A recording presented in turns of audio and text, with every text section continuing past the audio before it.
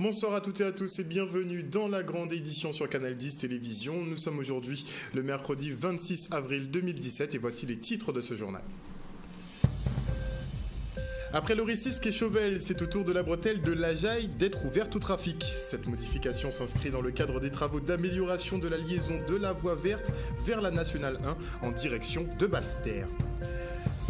Nous nous rendrons au petit déjeuner de l'orientation organisé par l'école régionale de la deuxième chance sur la thématique « L'agriculture, un vivier d'emploi ». Lors de cette rencontre, intervenants et étudiants ont pu échanger sur les métiers de cette filière et les conditions d'accès aux formations.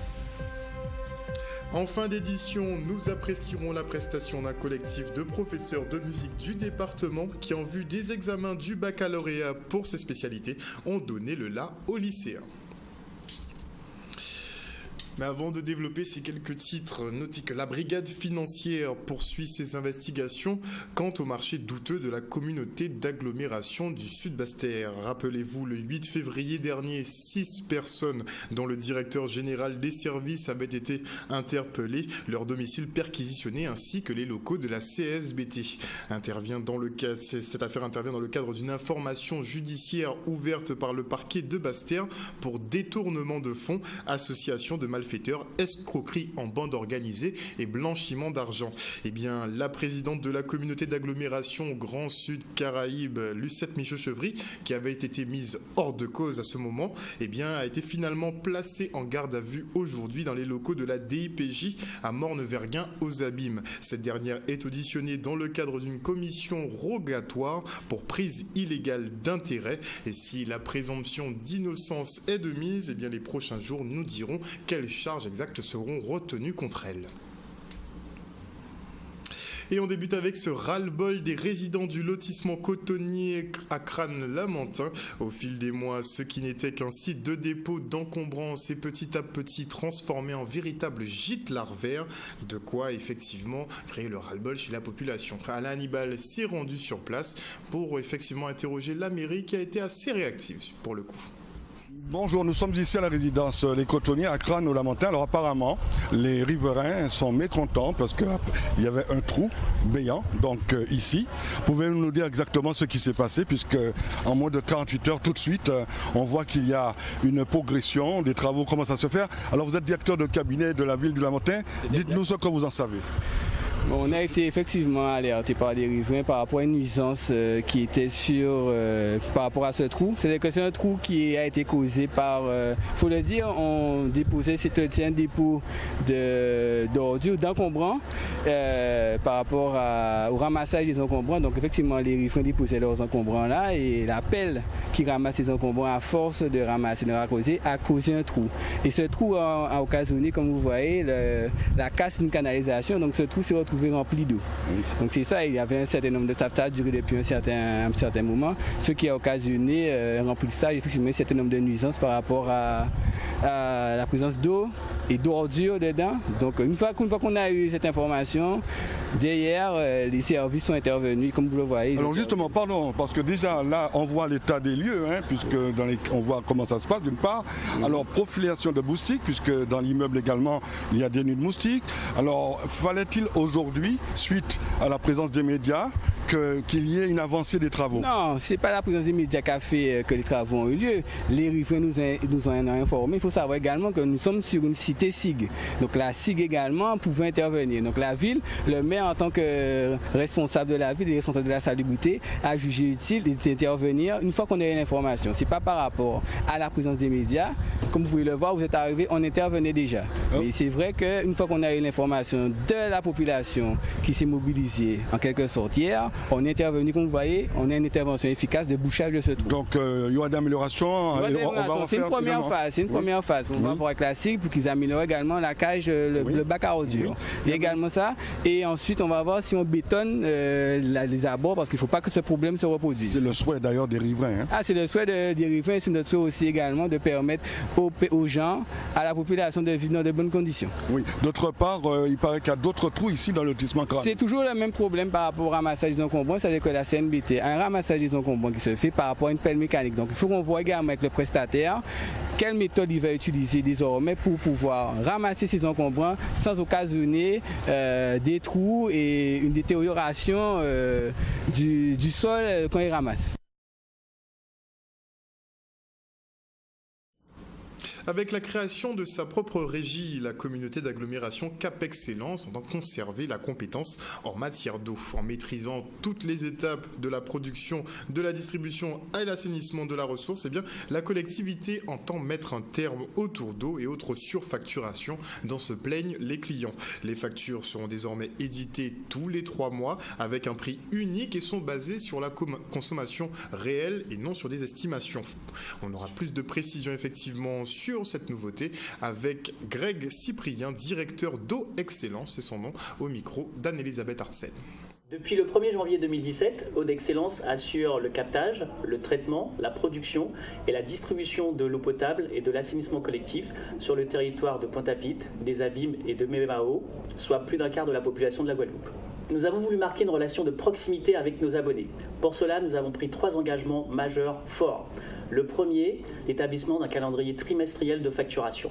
En d'autres termes, qu'est-ce que cela va changer ? En d'autres termes, désormais, l'ensemble de nos abonnés recevront une facturation tous les 3 mois. Le deuxième, la fiabilisation de la facturation.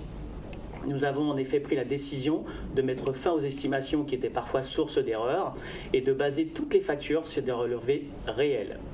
Le troisième, l'uniformisation des tarifs sur l'ensemble des 3 communes. Nous avons voulu conserver les moyens de paiement existants. Pour cela, nous avons établi un petit dépliant qui sera joint avec la première facturation, dans lesquels nous allons retrouver le paiement par carte bancaire, le paiement par chèque, le paiement en espèces, ainsi que les virements. Le prélèvement reprendra pour la deuxième facturation. Nous avons le plaisir de compter 56 000 abonnés. L'eau que vous buvez est produite par l'usine de Mickel et tire sa source de l'usine de Bras-David. Notre service abonné est joignable au 0590 413 333 du lundi au vendredi de 7h30 à 15h. Nos agences sont également disponibles à Pointe-à-Pitre, l'agence de Morne-Mickel, ainsi que celle qui se trouve à Memao, derrière la mairie. Après l'Oricis Quai-Chauvel, c'est au tour de la bretelle de la Jaille de s'ouvrir au trafic. Cette modification s'inscrit dans le cadre des travaux d'amélioration de la liaison de la voie verte vers la Nationale 1 en direction de Basse-Terre. Elle devrait permettre, sans franchissement du giratoire existant, un accès direct à la voie rapide et peut-être d'égorger justement les autres accès. La nouvelle bretelle a été inaugurée aujourd'hui. Maxime Morel était sur place. Je me demande comment on n'a pas pensé à cela depuis très longtemps. On a un embouteillage monstre dans ce giratoire parce que les voitures qui sortent de Jarry pour aller à Basse-Terre sont obligées de contourner pour ressortir. Je pense que là, ça va diminuer à plus de 50% le trafic. Et par la suite, nous avons aussi les 2 bretelles que nous allons faire pour sortir directement au niveau du pont pour aller vers le pont de l'Alliance. Donc je suis vraiment satisfait du travail et nous allons continuer par la suite avec aussi un tunnel qui va fluidifier le nombre d'embouteillages qui se trouvent là. Tout cela contribue à l'économie du pays, au stress de la population. Il faut calmer cela. Donc je ne peux qu'être satisfait de tout le travail réalisé et nous allons continuer. Et par la suite, l'autre phase maintenant, c'est de passer à 2 voies à la voie verte pour pouvoir aussi fluidifier, surtout sur la route nationale, les voitures dans cet embouteillage et permettre aux Guadeloupéens de circuler dans des conditions vraiment acceptables. Le désenclavement de la Guadeloupe d'une manière générale et notamment de Memao est très attendu. Donc je ne peux que féliciter le président de région pour cette belle réalisation, féliciter toute l'équipe et surtout féliciter tous ceux qui ont travaillé sur ce chantier-là parce que vous avez vu, ça a été très vite, malgré la pluie, malgré le temps, le calendrier, les agendas sont tenus, sont pratiquement respectés et ça je trouve que c'est du très beau travail. Donc félicitations au président de région et toute son équipe du conseil régional, surtout un grand bravo aussi à toute cette équipe de professionnels qui ont travaillé sur cet ouvrage. Qu'est-ce qui va changer ? Dans cette première phase de livraison, nous livrons cette bretelle-là. Donc c'est-à-dire que cette bretelle-là, elle permet d'aller directement sur Basse-Terre quand on sort de la voie verte. Donc ça évite à tous les véhicules qui vont vers Basse-Terre en sortant de la voie verte de faire quasiment 3/4 de tour du giratoire. Les véhicules n'auront plus l'obligation de passer par le giratoire pour aller à Basse-Terre quand elles sortent de la voie verte.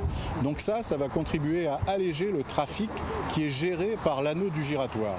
Donc forcément, ces gains de trafic vont se répercuter sous une forme de fluidité accrue pour l'ensemble des autres usagers.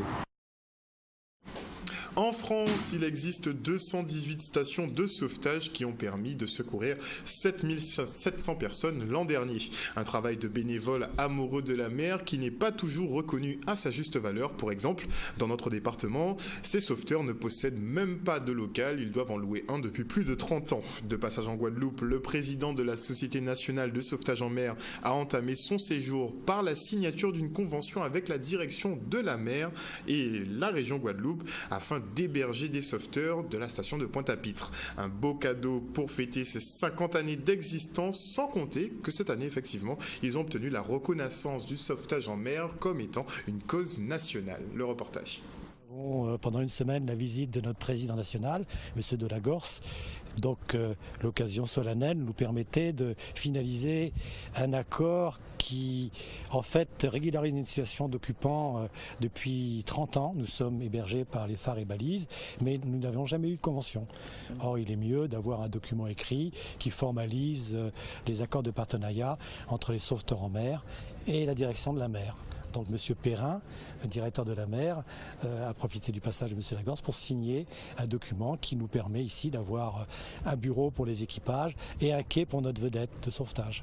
Les sauveteurs sont des gens qui ont un métier par ailleurs et qui donnent de leur temps, notamment la nuit, pour intervenir sur demande du CROSS, le centre de recherche qui est en Martinique, pour aller sauver les marins qui seraient en mer. La convention d'occupation de locaux au profit de la SNSM, la Société nationale de sauvetage en mer, que je viens de signer au nom de M. Jacques Billan, préfet de la Guadeloupe, témoigne du souci de l'État de s'organiser au mieux pour assurer le service public du sauvetage en mer.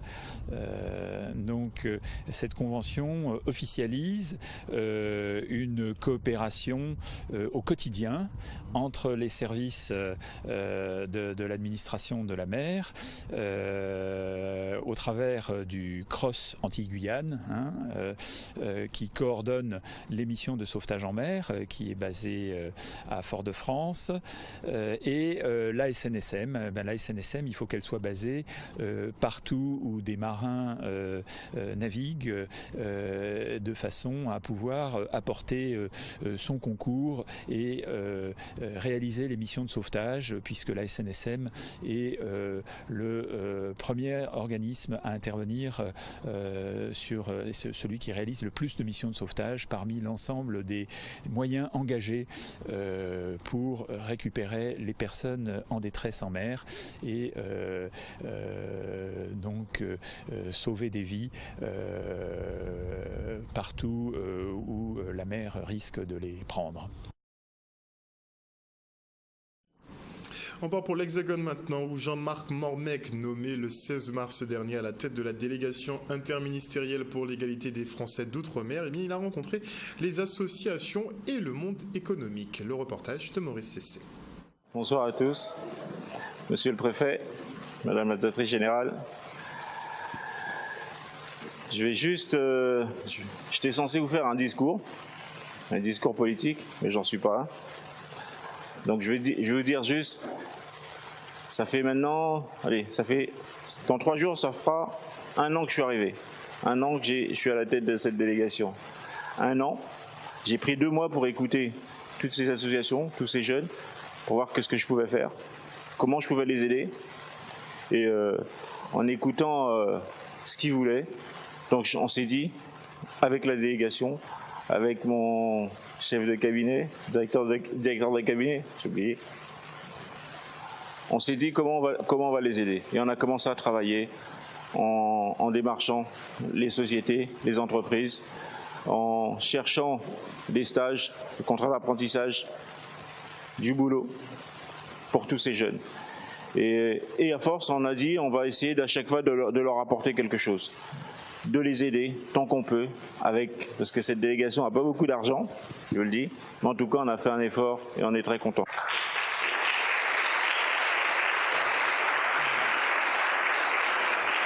Je pense que 5 signatures qui correspondent et qui peut aider les Outre-mer, je pense que c'est une avancée. Donc là, c'est très bien et puis ça va se développer. Je pense qu'il faut faire encore des choses, c'est pas suffisant. Moi, je sors du monde du sport, donc j'arrive dans un monde où, entre guillemets, c'est politique. J'essaye un peu de changer les codes, de bousculer les choses et puis ça a fonctionné. Je pense que ces jeunes aujourd'hui, ils viennent me voir parce qu'en fin de compte, ils savent que voilà, je fais pas que de parler, mais je peux réaliser des choses, je peux en tout cas transformer les choses. Donc je le fais vraiment avec plaisir et puis j'espère en faire encore plus. La vie, ça doit être un équilibre. Aujourd'hui, je pense qu'il y a un vrai déséquilibre. Il y a un vrai déséquilibre. On voit, au niveau national, la presse ne s'intéresse pas des Outre-mer. Alors pourtant, on est bien là. Donc je pense qu'il faut commencer à travailler pour montrer que les Outre-mer sur l'innovation, sur ci, sur ça, pour montrer que les Outre-mer sont là.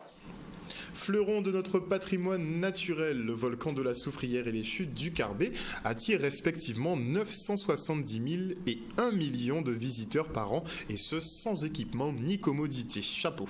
Afin de renforcer la fréquentation et d'améliorer la qualité de service et d'accueil sur ces deux sites, la région et le parc naturel mettront en place des points d'information, des sanitaires ainsi qu'une boutique de souvenirs dans les plus brefs délais. Charé Chalus et Ferdi Louisi ont effectué une visite de terrain ce matin. Regardez.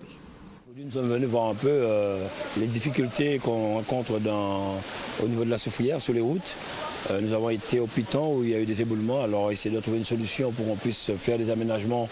On va rencontrer le conseil général rapidement pour permettre aux touristes d'accéder carrément au plateau parce que nous nous sommes rendus compte le nombre de voitures garées en bas. Donc c'est un site où vraiment il mérite qu'on fasse des travaux. Là actuellement nous sommes au Bain Jaune, pareil, où on se rend compte qu'il y a une maison fermée.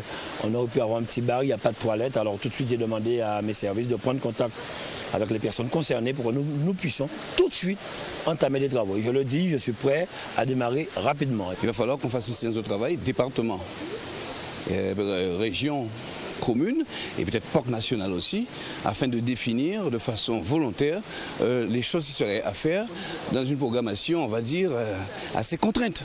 Car vous voyez la quantité de touristes qui sont ici, c'est un produit de développement pour le Sud Basse-Terre. C'est ainsi qu'il faut l'appréhender. Et je souhaite qu'on puisse, comment dirais-je, trouver les voies et moyens, les passerelles administratives qui nous permettraient d'arriver assez vite. Le site du Chute du Carbet, c'est pareil.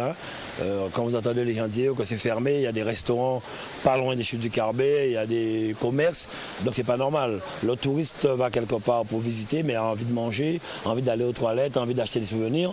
Il faudrait que nous puissions donner les moyens à nos commerçants de pouvoir vivre un peu de ce qu'ils ont créé. C'est sur le terrain qu'on voit les difficultés, donc c'est tout à fait normal, et à venir avec les techniciens ici, c'est une bonne chose. Ça permet aussi aux techniciens de voir les difficultés qui existent. Comme je le dis aujourd'hui, on ne peut pas rester inactif. Le tourisme pour nous c'est une chose très importante, créateur de richesse et d'emploi, donc il faudrait qu'on puisse y aller et faire ce qu'il faut pour pouvoir améliorer quand même la Soufrière qui est connue mondialement.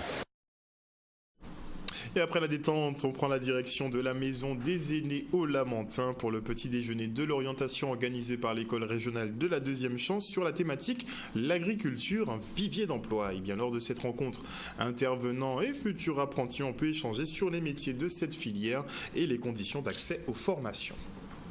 Aujourd'hui, la 6e édition du petit déjeuner d'orientation a pour thématique l'agriculture, un vivier de l'emploi. Cette manifestation a pour but d'informer les jeunes lamantinois sur les métiers de l'agriculture. Trop souvent, ces jeunes-là sont dans le flou total concernant l'agriculture parce qu'ils pensent que c'est destiné à la canne à sucre, à la banane. Mais pas seulement, il y a un tas de domaines, un tas de métiers qui s'ouvrent à l'agriculture. Et ces jeunes-là, ce matin, sont venus s'informer avec des partenaires qui sont là à leur écoute, ainsi que la collectivité du Lamentin qui leur permet ce matin de pouvoir réellement avoir un instant de convivialité et de partage pour pouvoir être riches d'informations. Ce matin, réellement, on espère qu'ils seront libres de pouvoir discuter, libres de pouvoir s'informer et surtout de repartir avec des bagages pour leur avenir professionnel. À l'occasion du petit déjeuner de l'orientation, j'accompagne mon frère de 17 ans qui est en quête d'informations concernant le domaine agricole. Et je trouve que c'est une très bonne initiative de la mairie de Lamentin d'organiser ce genre d'événement afin que les jeunes puissent combler les lacunes qu'ils ont.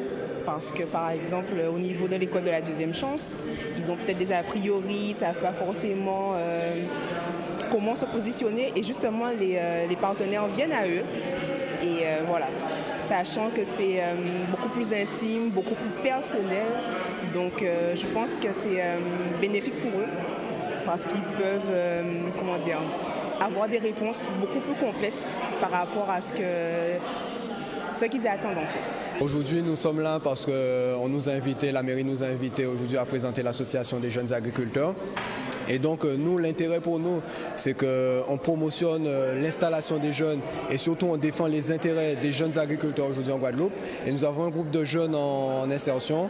Donc, l'idée, c'est de leur présenter un peu notre association et le monde agricole dans sa réalité et de leur montrer qu'ils ont la possibilité de développer des activités dans ce monde agricole, notamment soit sur le volet en tant que salarié, soit sur le volet en tant que chef d'entreprise.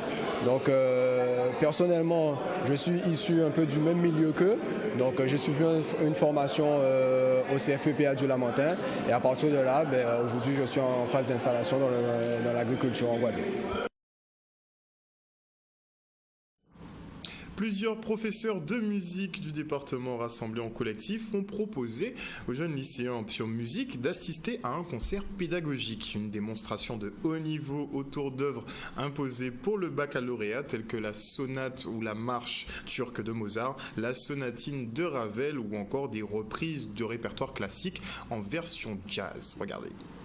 Nous sommes un collectif de professeurs de musique répartis dans divers collèges et lycées de la Guadeloupe et on a voulu se mobiliser cette année sous l'impulsion de notre inspectrice, Madame Bélance, pour proposer un concert aux élèves qui vont passer le bac cette année, en sachant qu'il y a tous les ans des œuvres qui sont imposées, qui ne sont pas toujours possibles pour nous de leur interpréter.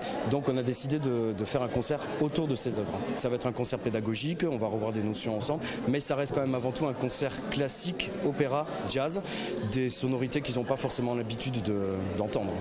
Cette volonté est double. Cette volonté, c'est véritablement de mettre nos élèves au cœur de la musique, de les amener dans les lieux pour pouvoir se confronter aux œuvres et aussi aux artistes. Ça, c'est le premier point. Le deuxième point, c'est que l'Académie de Guadeloupe recèle de grandes richesses parmi ses professeurs qui sont d'excellents musiciens et il était tout à fait facile et possible de pouvoir organiser de ce temps musical autour des 3 thématiques du bac. Je salue cette action parce qu'en fait c'est une nouvelle manière de nous enseigner. Donc au lieu de faire les cours traditionnels, on l'a sous forme de concert. Cela nous permet de tout de suite nous mettre dans l'ambiance et d'une manière différente d'apprendre. Donc c'est une technique un peu éducative intéressante. Une manière de nous permettre de discuter juste avant le bac puisque nous allons passer le bac à l'oral devant des professeurs où nous allons chanter. Donc je pense que c'est une façon de nous permettre de déstresser. En voyant les professeurs chanter devant nous, je pense que c'est une belle chose pour nous.